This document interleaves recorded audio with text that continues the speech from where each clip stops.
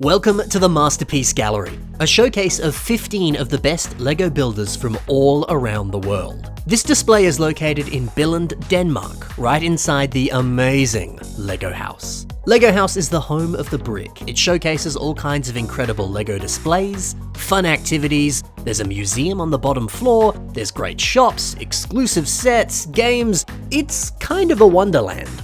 But on the very top floor of LEGO House is the Masterpiece Gallery. It's got these 3 sick dinosaurs in the middle. They are huge. Each one is made out of pieces from one of the 3 current LEGO mediums, Duplo, System, and Technic. Aren't they sick? But sharing the room with these dinosaurs, we have so many wonderful displays with some of the best mocks you've ever seen. To have your mocks on display here, you have to be hand-picked by the LEGO group. They have to invite you to be displayed here. And I mean, look at this stuff. It's incredible. Let's dive in and take a look at all of the phenomenal models that are on display here. Starting us off is the insanely impressive work of Ralph Langer, otherwise known as Rangel. Man, it was such an honor to see this mock in person. Ralph is one of the best LEGO builders of all time. I could do a whole video on how this man has revolutionized the LEGO castle building world and totally changed the game. He's inspired hundreds of builders, including myself, and he's in a class of his own. This man is beyond talented. I mean, look at these realistic textures all over this design, the brilliant brickwork, the tiles on the roof, the exposed light bluish grey bricks mixed in with the white and the dark brown. It's sensational. I love these amazing rock designs, the gentle arching bridges, and these stunning looking lily pads too. It's just amazing. I did sneak a peek at the back of this mock. It's a bit more thrown together and not as pretty back here. But hey, you aren't really meant to see the back, unless you're like me and you want to take a cheeky peek. But leaving the back looking less than pretty, there's nothing wrong with that. The build only has to look good from 1 or 2 angles. Doesn't need to look great from behind. Yeah, this mock is like a fairy tale. It's beautiful.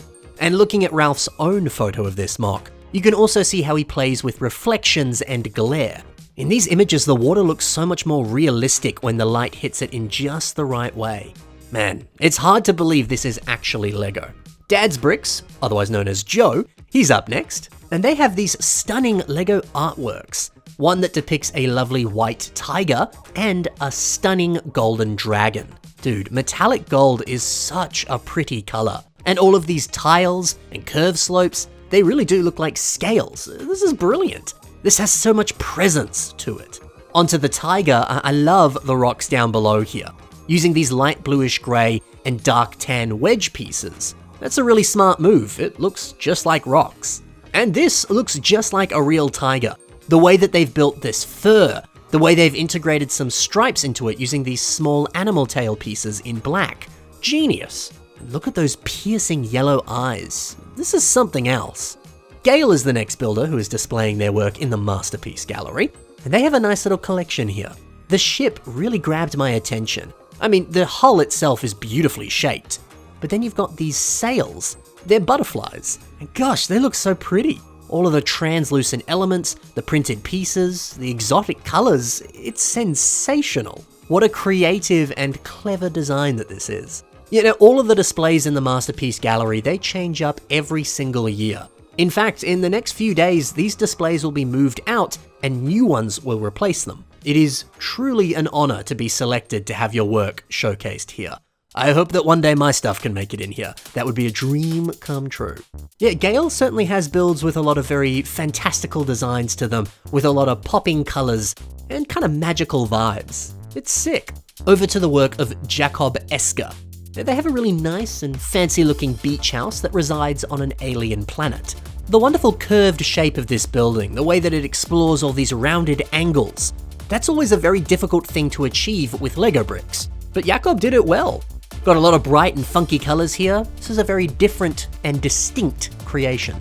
Ricard Sbur is a master of character builds. This chicken is one of the most impressive things I've seen in a long time. It is packed full of character with its goofy looking eyes, and the techniques that are going on here, so good. I'll show you a few behind the scenes photos here of how it's built. As you can see, the interior of the body is just this large kind of cage of flex tubing, and it's shaped around a larger structure. From there, you get some droid arm pieces and you link them onto the flex tube on one side, and then on the other side, you have those dish pieces. Then you just keep going until the whole thing is covered. It's a pretty part-hungry design, but dude, the end result looks so good. What a clever technique. This wizard is another personal favorite of mine, using a minifigure magnifying glass for his spectacles, genius. And how good is this beard as well? The whole face is wonderful. Also the use of some tan banana pieces for fingers, very clever. I mean, this wizard is just awesome, but so is this base below. The wooden floorboards and a nail sticking out, and the fact that each one rests at a slightly different angle, what a brilliant addition. Even a few floating books as well, like the wizard is using some magic. Dude, I love this. And then down below, a few more character builds. I love all the dancing poses that they're in. These are so full of life and vigor. You know, anytime a builder can capture this much personality and life using Lego bricks, it just brings me so much joy. That's a difficult thing to do, but they did it well. Oh, and then moving over to the breathtaking work of Regan Alien D's. These creations are gigantic. Look at the absolute majesty of this dragon. The almost cosmic and space-like color scheme of trans blue, trans purple, and black. That's something else, man. I've spoken about this dragon before on this channel. It was a delight to see this in person. And then this towering creation on the other side, with a skull-like face and a large ornate helmet covering the eyes. Terrifying. And zooming out a little bit, the crazy shape of this. 4 legs, a huge tail that stands almost as tall as the body, and all of this flows up into the torso with multiple arms, this face. This is wild. And this is packed full of details as well, like the skull that's kind of carved into the armor on the torso. Great use of that skull grinder mask piece. And then spamming all of these dark blue and spring green marbled spike pieces all over the design. If you're curious, these pieces come in a Ninjago set much like this one. You can see them on the little dragon off to the side there. Yeah, I don't know, the colors of these pieces, they have this almost ghostly, eerie quality to them. It fits the evil vibes of this creature perfectly. And contrasting those evil vibes, we have this heavenly angel. Look at these wings. Spamming those Chima feather pieces, it looks so incredible. These feather pieces appear on multiple different Chima sets, like the Chima Ultra Build set, Chi Errors. Man, this set only has like 3 of those feather pieces, and you know, it's alright. But it's nowhere near as cool as this wing design that uses heaps of them. It's a shame that it costs a little bit more to do that, but when it looks this good, I think it's worth it. The base that holds up the angel is full of lots of lovely trees and wildlife, and check out this falling feather as well. What a fun inclusion. Diz is a frickin' talented boy. All of these creations are so visually impressive and so inspiring. I spent hours looking at these when I was at Lego House. These are amazing. Mike Sinclair is up next, and they have a very charming diorama that showcases Santa's elves storming a gingerbread castle. That's a hilarious concept. The very bright and jovial colors, this fun-filled snowy landscape with a scrumptious-looking gingerbread castle. But it's juxtaposed with the horrors of war and this intense medieval-style battle with catapults, cannons, swords, axes, and crossbows. Now, the way that Mike has captured the look of candy and icing is delightful. The brick wall texture on the gingerbread castle is also pretty good, using masonry bricks as well as some 1x2 rounded plate pieces. That makes for a great design. And just below this cool kind of pipe with a bunch of chocolate spewing out of it. It really does look like flowing chocolate. This is sick.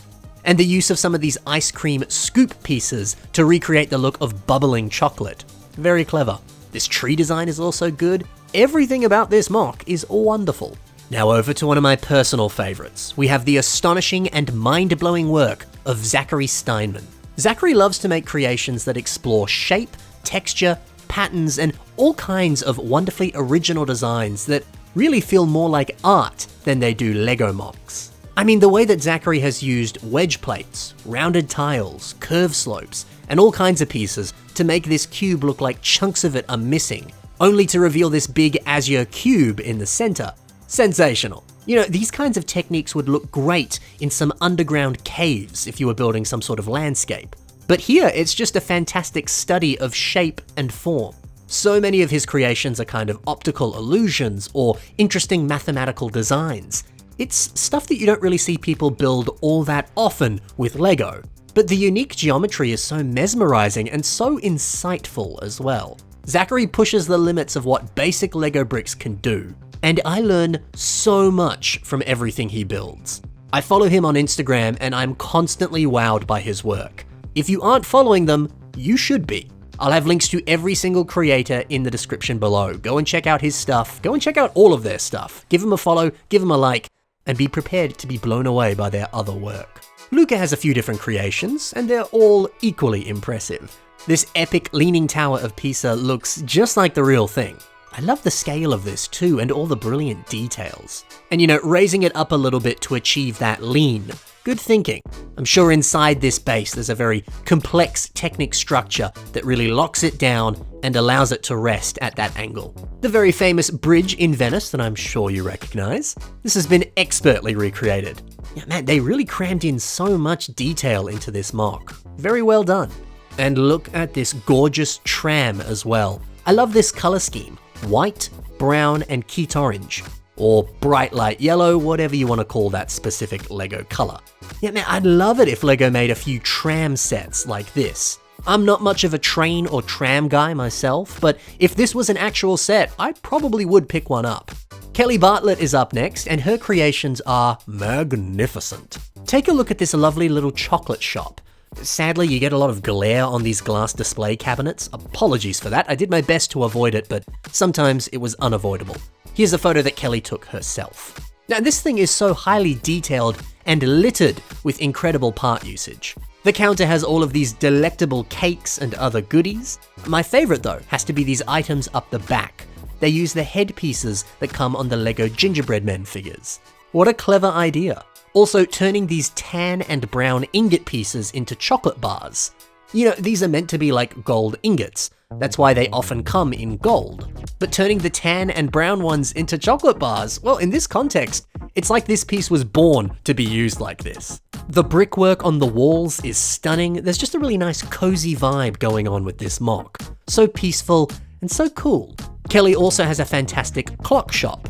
This is built in a very nice scale, which appears to be kind of maybe double, if not triple, the size of minifigure scale. And doing so, it allows you to use ordinary pieces in really extraordinary ways. Like using these roller skates, or Lord of the Rings ring pieces, and even some sprues in different colors. Putting these on a big old shelf and turning them into kind of clockwork parts that you probably would see in a clock shop. That's so clever. The nice wooden floorboards down below, so pretty. And all the different clock designs, they're so full of life. This is insanely good work.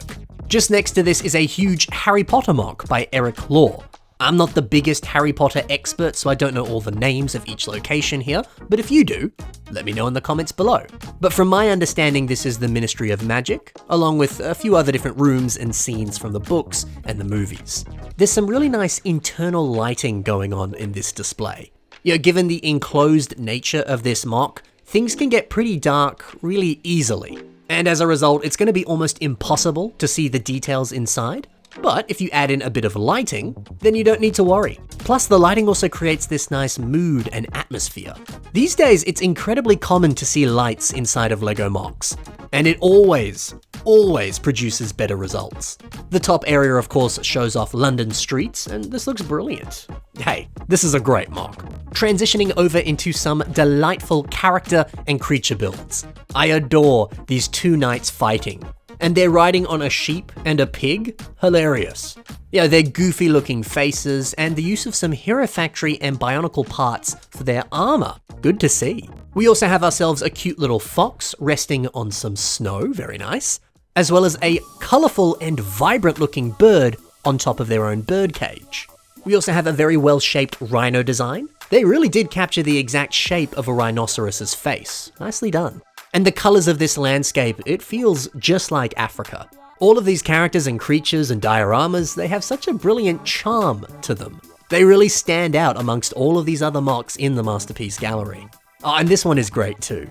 A brilliant sense of action and an adorable little mouse. Using some Technic bricks with the holes through them for cheese. Certainly a smart move. Oh, and then finishing off with a few adorable dinosaurs too.